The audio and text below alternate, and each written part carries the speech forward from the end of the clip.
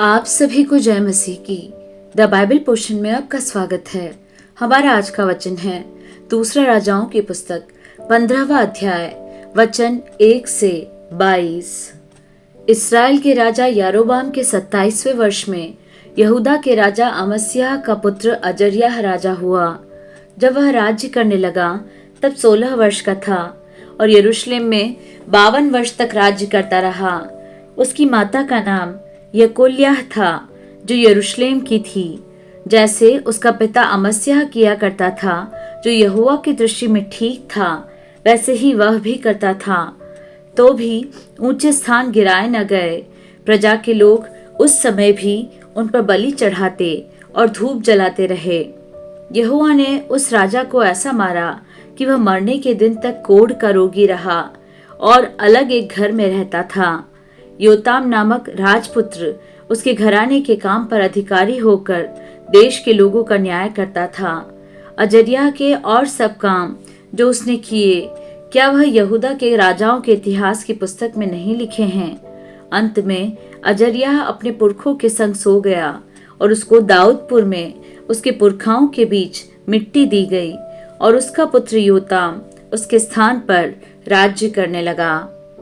यहूदा के राजा अजर्याह के 38वें वर्ष में यारोबाम का पुत्र जकर्याह इस्राएल पर शोम्रोन में राज्य करने लगा और 6 महीने राज्य किया। उसने अपने पुरखाओं के समान वह किया जो यहोवा की दृष्टि में बुरा है, अर्थात नबात के पुत्र यारोबाम जिसने इस्राएल से पाप कराया था, उसके पापों के अनुसार वह करता रहा और उनसे वह अलग न हुआ। याबेश के पुत्र शल्लूम ने उसके विरुद्ध राजद्रोह की गोष्ठी करके उसको प्रजा के सामने मारा और उसका घात करके उसके स्थान पर राजा हुआ। जकर्याह के और काम इस्राएल के राजाओं के इतिहास की पुस्तक में लिखे हैं।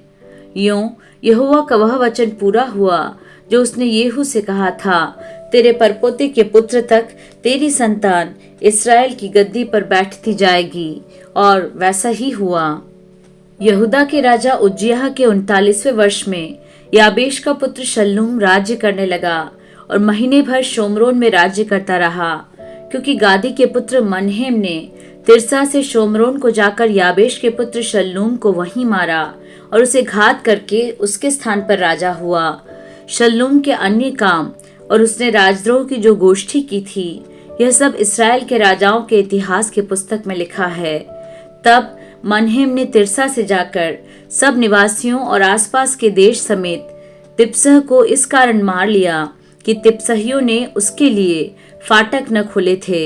इस कारण उसने उन्हें मार लिया और उसमें जितनी गर्भवती स्त्रियां थीं उन सबों को चीर डाला।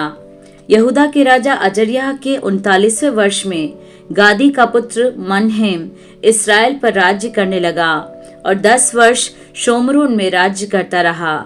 उसने वह किया जो यहोवा की दृष्टि में बुरा था, अर्थात नबात के पुत्र यारोबाम जिसने इस्राएल से पाप कराया था, उसके पापों के अनुसार वह करता रहा और उनसे वह जीवन भर अलग न हुआ।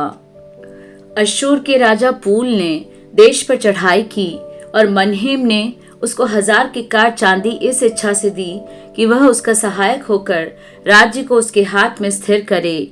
यह चांदी अश्शूर के राजा को देने के लिए मनहेम ने बड़े बड़े धनवान इसराइलियों से ले ली।